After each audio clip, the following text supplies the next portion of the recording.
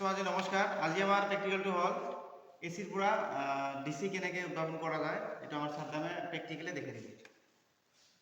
তো প্ৰথমতে আমি হাফ ওয়ে রেকটিফায়ার এসির পর ডিসি উৎপন্ন করতে আমার স্টেপ ডাউন ট্রান্সফর্মার এটা লাগিব, ক্যাপাসিটর এটা লাগিব, ডায়োড এটা লাগিব আৰু এইখন ভোল্টেজ জুখিবৰ কাৰণে মাল্টিমিটাৰ এটা লাগিব।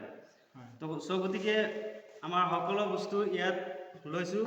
আমি এতিয়া বস্তুখিনি ট্ৰাই কৰিম, জুখিম। তো আমি কাৰেন্টটো দি দিলোঁ, ইয়াত ডায়োড এটা লগাই দিলোঁ আৰু কেপাচিটৰ লগালোঁ। এতিয়া আমি ভোল্টেজখিনি জুখিম।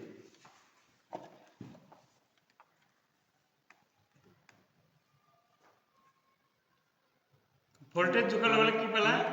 এইফালে ধৰ, এইফালে ধৰ। হৈছে 7.5, 70.5 হৈছে 70। এইটো কি ভোল্টেজ? ডিচি এটা আমাৰ ডিচি ভোল্টেজ। ঠিক আছে, ওকে। আজি প্ৰেক্টিকেলি মানে